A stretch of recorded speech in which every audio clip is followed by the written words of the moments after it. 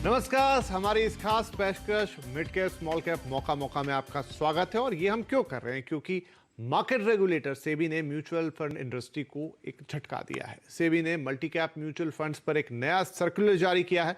इसके मुताबिक large cap, mid cap और स्मॉल कैप शेयरों में 25% निवेश करना अब जरूरी होगा। अभी तक इस तरह के फंड्स में आमतौर पर लार्ज कैप शेयरों का बोलबाला होता था। तो बाजार पर सेबी के नए आदेश का क्या असर होगा? क्या इससे मिड कैप और स्मॉल कैप शेयरों में मौके ही मौके दिखेंगे? म्यूचुअल फंड इंडस्ट्री की अब आगे क्या स्ट्रेटेजी होगी? इन सभी सवालों का जवाब जानने की कोशिश करेंगे इस खास शो, इस खास चर्चा में।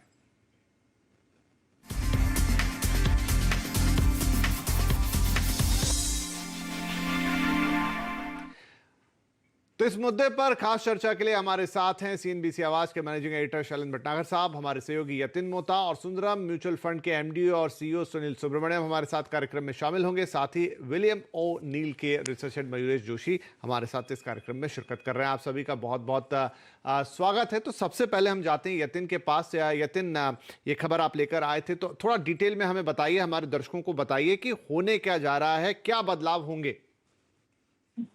नमस्कार।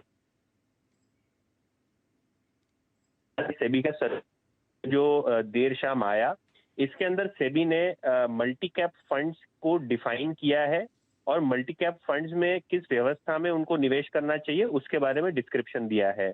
अभी जो मल्टी कैप फंड्स होते हैं वो लार्ज कैप, मिड कैप और स्मॉल कैप, इन तीनों तरह के शेयरों में निवेश करते हैं। लेकिन सेबी ने कहा है कि तीनों जो शेयर के टाइप्स हैं, लार्ज कैप, मिड कैप या स्मॉल कैप, यानी बड़ी कंपनी से लेकर छोटी कंपनी में जब म्यूचुअल फंड निवेश करते हैं तो वो इक्वल बकेट्स में निवेश करें। यानी कि जो फंड की साइज है उसका 25% निवेश जो है इक्वली होना चाहिए लार्ज कैप, मिड कैप और स्मॉल कैप में। अभी हो क्या रहा है, क्योंकि मल्टी कैप फंड ज्यादा करके लार्ज कैप फंड्स में निवेश करते हैं, तो स्मॉल कैप और मिड कैप का जो वेटेज होता है फंड में वो कम होता है। और इसके चलते हमने ये देखा है कि जो मल्टी कैप फंड है जिनका एयूएम लगभग 1,40,000 करोड़ है, उन्होंने केवल 35,000 करोड़ का निवेश जो है mid and small cap companies में किया है, जो कि नए नियमों के हिसाब से होने चाहिए 70,000 करोड़, 70,000 करोड़। इसका मतलब ये है कि 35,000 करोड़ की आज की स्थिति में बाइंग करनी पड़ेगी इन मल्टी कैप फंड्स को मिड कैप और स्मॉल कैप शेयरों में, जिसका सीधा मतलब है कि मिड कैप और स्मॉल कैप शेयरों की दिवाली होगी, तेजी अच्छी होनी चाहिए। हाल ऐसा है कि म्यूचुअल फंड इंडस्ट्री ने तुरंत सेबी के साथ संपर्क किया है इस सर्कुलर के बारे में ज्यादा क्लैरिटी लाने के लिए, क्योंकि ये जो कंप्लायंस है इसकी डेट जो है जनवरी 2021 है और 4 महीनों में सेबी के सर्कुलर के हिसाब से कंप्लायंस करना जरूरी होगा। जी, ठीक है। तो शैल सर, आपकी पहली प्रतिक्रिया जानना चाहेंगे यहाँ की। अब ये जो सर्कुलर आ गया और जैसा यतिन जी ने हमें समझाया कि इससे पहले क्या हो रहा था और अब कैसे चीजों में बदलाव आएगा, इसका ओवरऑल इम्पैक्ट आप क्या देखते हैं, चाहे वो म्यूचुअल फंड इंडस्ट्री हो चाहे वो मार्केट्स? जी, नमस्कार विपिन जी, और हमारे पैनल पे अन्य जो मित्रगण हैं उनको भी नमस्कार, हमारे दर्शकों को भी नमस्कार। ऐसा है विपिन जी, ये बात तो जाहिर है कि ये जो एक डॉक्यूमेंट लिखा गया है ये एक ब्यूरोक्रेटिक रिप्रेजेंटेशन है मार्केट के लिए। अब क्या इससे एकदम फेरबदल होगी कल सुबह बाजार में, ये कहना मुश्किल है। और जैसे यतिन जी कह रहे हैं कि आपको दिवाली आती हुई दिखेगी स्मॉल कैप और लार्ज कैप स्टॉक्स में, शायद ये कुछ हद तक ठीक है। लेकिन आप ये भी समझिए कि जो रैली है वो इस वजह से है बाजार में क्योंकि आप लार्ज कैप शेयर खरीदते हैं। और मान लीजिए अगर 1,40,000 करोड़ रुपए का एयूएम है इन म्यूचुअल फंड्स का जो मल्टी कैप दायरे में आते हैं, वहां पर आप ये मान के चलें कि स्मॉल कैप में इतनी जबरदस्त खरीदारी होगी तो ये भी मानिए कि लार्ज कैप में बिकवाली होगी, क्योंकि अमाउंट तो उतना ही है। तो अगर लार्ज कैप में बिकवाली होगी तो बाजार गिरेगा, और बाजार गिरेगा तो ऐसा हो नहीं सकता कि स्मॉल कैप और मिड कैप भी बढ़े। मेरे हिसाब से आगे आने वाला एक हफ्ता उथल पथुल का रहेगा। बहुत सारे लोग इस डॉक्यूमेंट को समझने की कोशिश करेंगे और कई ऐसे म्यूचुअल फंड्स हैं जो अपने मल्टी कैप फंड को रीनेम कर देंगे लार्ज कैप और मिड कैप इक्विटी। देखिए, बाजार में एक जो रैली चल रही है वो सिर्फ लार्ज कैप में है, क्योंकि ये मान के चलिए जो आत्मनिर्भर भारत है या जो पोस्ट कोविड दुनिया है उसमें बड़ी कंपनीज ही बच रही हैं। अगर आप फंड मैनेजर का हाथ बांध देंगे और ये कहेंगे कि 25% और मिड कैप और 25% स्मॉल कैप में लाएं, तो विपिन जी अगर आप एक म्यूचुअल फंड के होल्डर हैं तो ये आपके साथ एक बहुत बड़ी नाइंसाफी हो जाएगी, क्योंकि आप ऐसी मीडियोकर कंपनीज खरीदने पे मजबूर हो जाएगा फंड मैनेजर जिसमें परफॉर्मेंस आना मुश्किल है इस पोस्ट कोविड वर्ल्ड में। ये मेरी व्यक्तिगत राय है कि इस सर्कुलर पर एक थोड़ी गहरी सोच की जाएगी। फंड मैनेजमेंट इंडस्ट्री की तरफ से रिप्रेजेंटेशन जाएगा सेबी को और फिर इसमें आपको कुछ ना कुछ होता हुआ दिखेगा। बाकी मुझसे दो अक्लमंद लोग इस शो पे जुड़े हुए हैं, सुनील सुब्रमण्यम साहब जो कि जाने माने फंड मैनेजर हैं, पिछले 2 दशक से सुंदरम म्यूचुअल फंड और अन्य म्यूचुअल फंड के साथ जुड़े हुए हैं। आप उनकी राय अवश्य लें। उन्हीं के पास जाते हैं सीधे। Sunil Subramaniam, CEO MD Sundaram mutual fund, तो बड़ा अच्छा विश्लेषण यहाँ पर किया शैल जी ने कि क्या होगा एक्चुअली मार्केट में। ऐसा नहीं है कि स्मॉल कैप और मिड कैप चढ़ने लग जाएंगे, क्योंकि लार्ज कैप पे वो इम्पैक्ट आएगा, तो एक हफ्ता बड़ा उथल पुथल भरा रहने वाला है। सुनील जी, आप इस सिनेरियो को कैसे देख रहे हैं? देखिए, ये मीडियम टर्म में बहुत बढ़िया डिसीजन है मेरे ख्याल में, क्योंकि जो डेप्थ और ब्रेड्थ ऑफ द मार्केट, आप देखिए क्या हुआ कि जबकि पहले वाला रीऑर्गेनाइजेशन हुआ था अप्रैल 2018 में, तो उसके बाद और इकोनॉमी की डाउनटर्न उसके साथ आई, तो एकदम से स्मॉल एंड मिड कैप में जो लिक्विडिटी थी वो ड्राई अप हो गई थी। और उसके पहले दिसंबर 17 के पहले आप देख लीजिए सिचुएशन, हेल्दी फ्लोज थे स्मॉल एंड मिड कैप में, रिटर्न्स अच्छी थी और सब अच्छा चल रहा था। इनफैक्ट तब तो लार्ज कैप फंड्स ने भी थोड़े स्मॉल कैप और मिड कैप स्टॉक्स अपने पोर्टफोलियो में ले लिए थे। पर जैसे ही सेबी का वो नया रूल तब आया तो सबने मिड और स्मॉल कैप बेचना शुरू किया अपने पोर्टफोलियो में, बिकॉज सेबी ने नियम बहुत टाइट रखे थे। तो अगले 3-4 महीने में बिक्री आई, इकोनॉमी की डाउनटर्न आई, तो उनकी अर्निंग्स भी नीचे गई। तो एकदम से एक BSE 500 इंडेक्स में 80% लार्ज कैप है।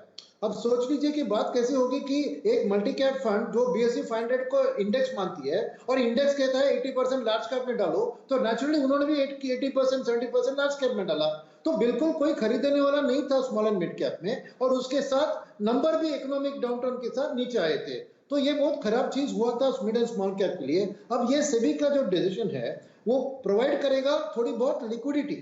और मैं पिछले कोई स्पीकर को सुन रहा था कि अरे गरे स्टॉक्स को खरीद, नहीं, good quality mid and small cap stocks है मार्केट में जिनके लिए आज डिमांड नहीं है, बिकॉज फंड के अंदर पैसा जो आता है 20% लार्ज कैप फंड्स में है, 20% मल्टी कैप में है, तो 40% जब उधर चला गया तो कितना बाकी है मिड एंड स्मॉल कैप में। ये सेबी वाला डिसीजन डायरेक्शनली एक सही डिसीजन है।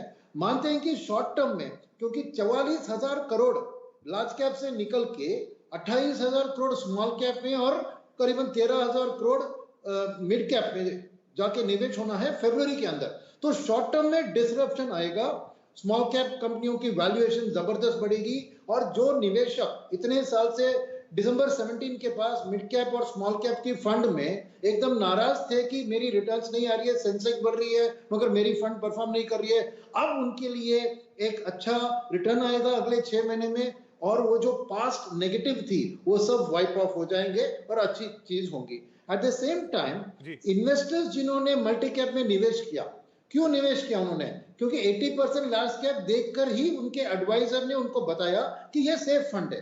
तो सेकंड चीज जो होगी इसके साथ कि मल्टी कैप फंड से पैसा निकलकर वापस लार्ज कैप में जाएगी, या लार्ज एंड मिड कैप एक सेगमेंट है जो मल्टी कैप से कई गुना छोटा था।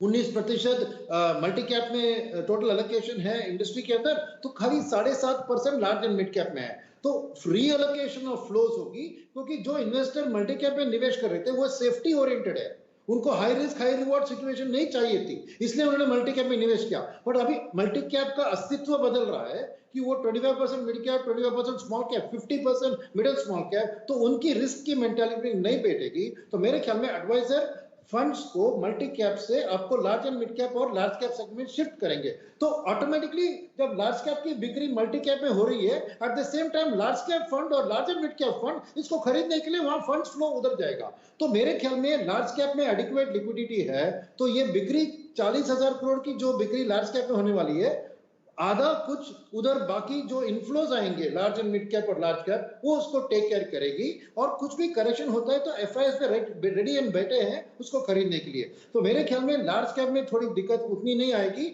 मगर मिड एंड स्मॉल कैप में एक पॉजिटिव रिटर्न जो आएगा उसके कारण अब जनवरी में आप देखेंगे रिटर्न, तो 2 साल 3 साल के एसआईपी रिटर्न सब बढ़िया दिखेंगे। तो फ्यूचर में इन्वेस्टर के फ्लोज भी मिड एंड स्मॉल कैप में बढ़ेंगे।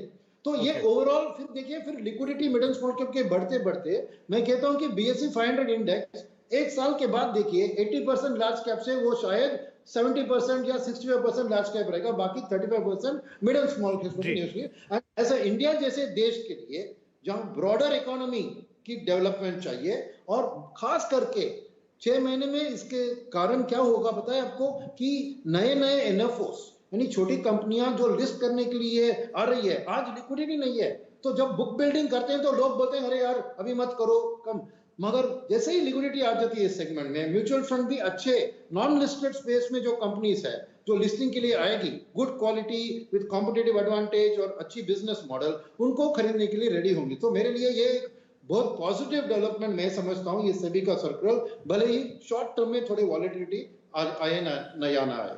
जी ठीक है, मयूरेश काफी देर से और धैर्य से हमारी बातचीत सुन रहे थे। मयूरेश, तो जैसे सुब्रमण्यम साहब ने कहा कि हाँ शॉर्ट टर्म में जो शैलजी भी जिसका जिक्र कर रहे थे थोड़ी उतल पुतल रहेगी, लेकिन लॉन्ग टर्म में हम देखेंगे कि मिड और स्मॉल कैप में अच्छी लिक्विडिटी बढ़ेगी।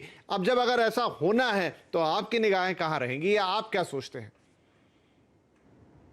आफ्टरनून विपिन जी। नहीं बिल्कुल, आई थिंक जो शैल जी और सुनील जी ने आई थिंक जो राय व्यक्त की है बिल्कुल मैं उससे सहमत हूँ।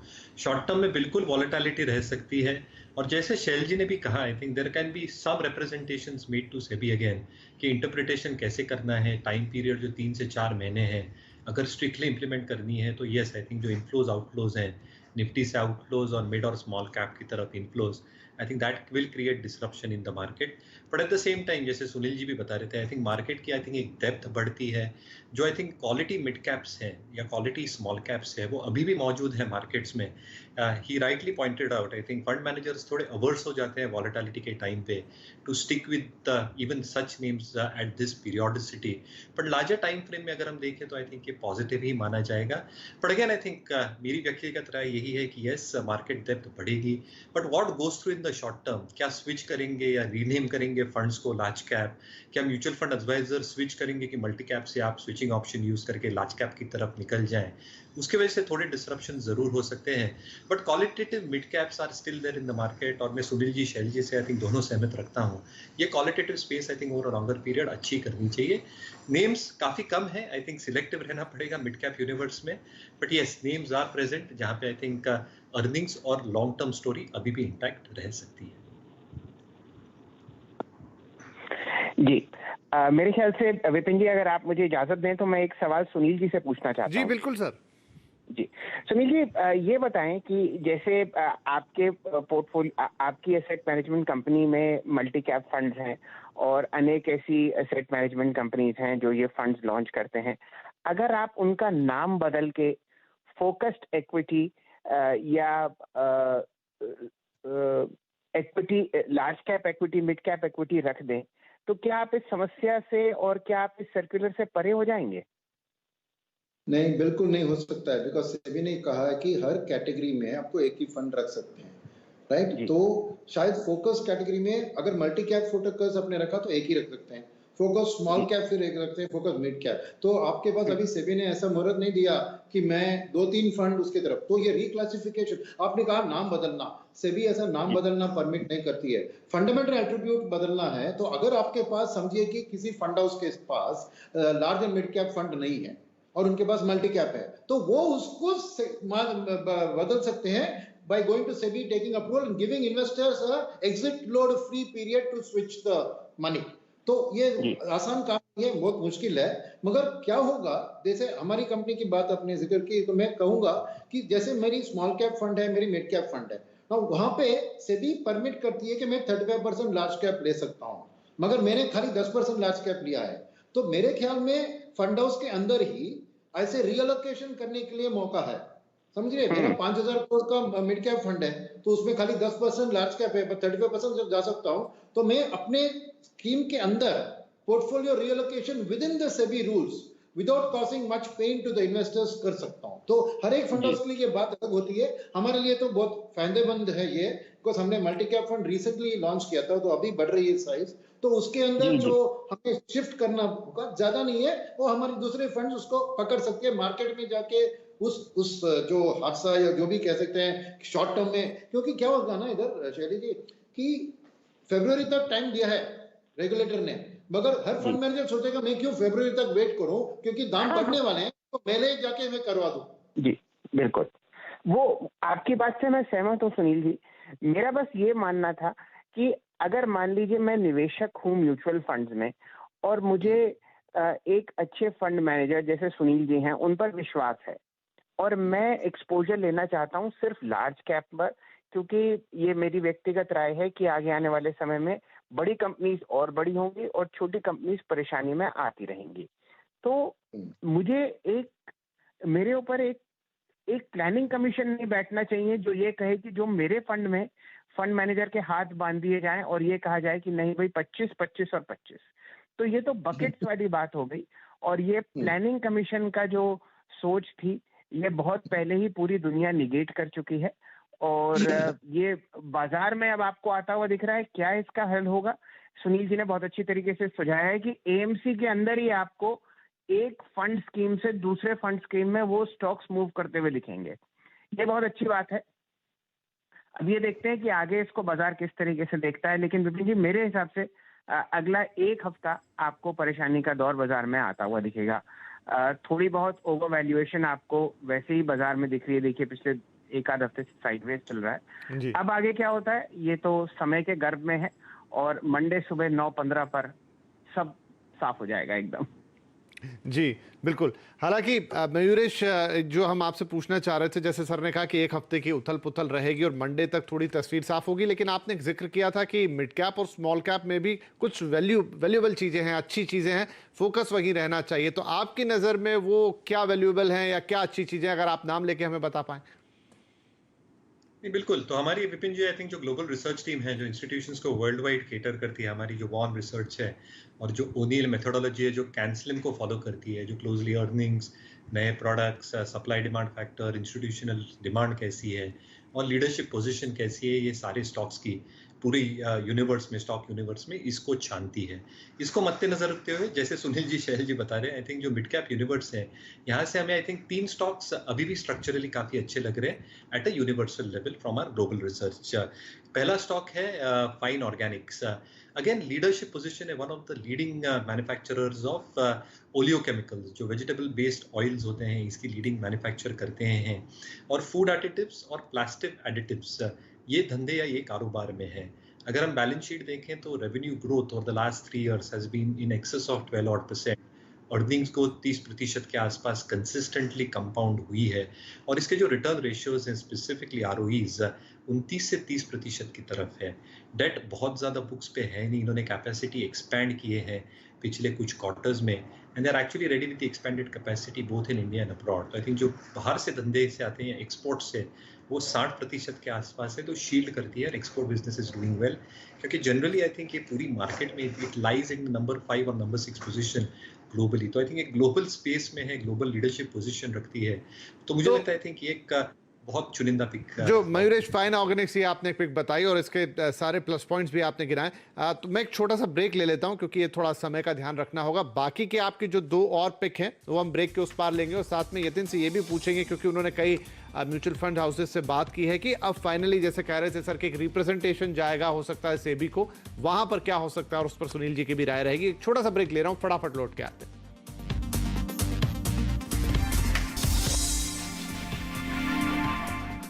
मिड कैप स्मॉल कैप मौका में आपका एक बार फिर स्वागत है। हमारी एक खास पेशकश क्योंकि सेबी का नया सर्कुलर है कि अब आपको जो मल्टी कैप फंड है उसके अंदर स्मॉल कैप और मिड कैप के लिए भी 25% का लोकेशन करना पड़ेगा। हमारे सभी मेहमान हमारे साथ हैं, तो मयूरेश कंटिन्यू करें। आप जो बता रहे थे थोड़ा शॉर्ट रखेंगे क्योंकि अब मेरे पास चंद ही कुछ मिनट बच गए हैं। बिल्कुल। तो दूसरा हमारे हिसाब से I think as per our institutional research Polycab होगा। Polycab is one of the leading electric cable manufacturers India में, देश में 12% की डोमेस्टिक वायर और केबल में शेयर है। ईपीएस 40% से ग्रो हुआ है 3 वर्षों में, रेवेन्यू 12%, आरओई 23% के आसपास है। लॉकडाउन में नंबर्स में थोड़ी दिक्कत जरूर हुई थी, but I think it's one of the leaders in the organised market. और जैसे अनऑर्गेनाइज शेयर ये हासिल कर रहे हैं, मुझे लगता है आई थिंक जो अर्निंग्स ग्रोथ है ये यही रेट पे कंपाउंड हो सकती है, albeit with a couple of quarters perspective. तो I think Polycab is one more mid cap story that we like structurally. और तीसरा होगा Vipin ji, Balkrishna industries off road highway tyre market में, again one of the leaders, number 2 के पायदान पे है globally अगर आप देखें। बट जैसे एक्सपोर्ट्स ग्रो हो रहे हैं, agriculture and non agriculture as well, मुझे लगता है आई थिंक जो एक ग्रोथ आएगी वो जबरदस्त आएगी। जो एक्सपेक्टेशन हम रख रहे हैं in terms of volume growth should be tremendous. 1100 crore के आसपास कैश बुक्स पे, इसलिए कोई दिक्कत नहीं है, no long term debt issues on that front. और ROEs again are very very good with EBITDA margin is excess of 27-28%। तो हमारे कैंसिलिंग मेथोडोलॉजी में तीनों स्टॉक बहुत खूब बैठते हैं। ठीक है, तो फाइन ऑर्गेनाइज, बालकृष्ण इंडस्ट्रीज, ये वो शेयर रहे जहां पर कहना है मयूरेश का कि नज़र रहेगी एक बार फिर स्क्रीन पर आपके, और पॉलीकैब साथ में। तो ये 3 ऐसे स्टॉक्स जहां पर आप देखेंगे कि एक ट्रैक्शन आ सकता है और मंडे को ये चीज़ साफ होती हुई नजर आएगी। हालांकि यतिन, हमने आपसे पूछा था कि कई सारे म्यूचुअल फंड्स हैं, और जैसा सर भी कह रहे थे कि अब एक हो सकता है कम्युनिकेशन हो सेबी पे म्यूचुअल फंड हाउसेस की तरफ से, आपने कई लोगों से बातचीत भी की है, क्या कह रहे हैं वो? देखिए विपिन जी, सबसे पहली बात कि जो म्यूचुअल फंड इंडस्ट्री के लोगों से मैंने बात की उनको कोट नहीं करना है, तो मैं ऐसे कहूंगा कि ये जो सूत्रों से जो म्यूचुअल फंड इंडस्ट्री के साथ जुड़े हुए हैं, उन्होंने 3-4 चीजें जो मुझे कहीं वो सेबी को रिप्रेजेंट करेंगे। सबसे पहली बात, जैसे शैल जी कह रहे थे स्कीम का नाम बदली कर दे, वैसे कोई टाइप का प्रावधान नहीं है सेबी में, लेकिन विलय जरूर हो सकता है कि 2 स्कीमों का अगर मर्जर हो जाए और जो मुख्य स्कीम है डाइवर्सिफाइड पोर्टफोलियो या लार्ज कैप फंड के साथ इसका मर्जर हो जाए, मल्टी कैप फंड का, तो शायद ये ऐसी विंडो है जहां कंप्लायंस नहीं करना पड़ेगा। तो जो म्यूचुअल फंड इंडस्ट्री है उन्होंने इनफॉर्मली सेबी से संपर्क किया है। ऑफिशियल मेरे हिसाब से जो इनका एसोसिएशन है म्यूचुअल फंड का, वो एक रिप्रेजेंटेशन जरूर करेगा कि स्कीम्स का विलय या मर्जर हो सकेगा कि नहीं, ये एक बात आ रही है। दूसरी बात कि जनवरी 2021 की जो डेडलाइन है, अगर मर्जर नहीं करने मिलता है तो वो एक्सटेंशन कैसे ली जाए, क्योंकि ये शॉर्ट टर्म में जरूर डिस्ट्रप्शन करेगा। लार्ज कैप में सेलिंग करनी पड़ेगी और उतने ही मूल्यों के मिड कैप और स्मॉल कैप शेयर्स खरीदने पड़ेंगे। तो 4 महीने का जो ये विंडो है ये बहुत कम लग रहा है म्यूचुअल फंड इंडस्ट्री को। तो ये क्यों ना 6 महीने या 8 महीने या 12 महीने की अवधि दी जाए, जिससे ये कंप्लायंस हो सके अगर मर्जर के लिए सेबी मना कर देती है। तो ये 2-3 चीजें हैं जो म्यूचुअल फंड इंडस्ट्री सेबी को रिप्रेजेंट करने वाली है। या तो उनको एक ऑप्शन दिया जाए स्कीम मर्जर के लिए, या तो ये जो टाइमलाइन है 4 महीने की, इसको बढ़ा के 6 महीने या 12 महीने कर दी जाए। जी, तो अब ये अगले 2-3 महीने हलचल रहेगी इसको लेकर, और जैसा आप बता रहे हैं कि मार्केट में तो अगला 1 हफ्ता काफ़ी वोलेटाइल रहने वाला ही है, लेकिन ये जो नया आदेश है जनवरी 2021 से लागू होना है, तब तक हम देखेंगे कि इस चीज़ के आसपास काफ़ी कुछ एक्साइटमेंट भी होगा, काफ़ी कुछ बातें भी होंगी, और इसी दौरान कुछ मौके भी आपके लिए बनेंगे, जैसा मयूरेश ने एक हल्की सी झलक अभी हमें दी। तो फिलहाल समय हो रहा है समाप्त। आप सभी का इस खास पेशकश में शामिल होने के लिए मैं बहुत शुक्रिया कहूँगा। लेट्स सी मंडे को मार्केट्स में क्या होता है। नमस्कार। Thank you.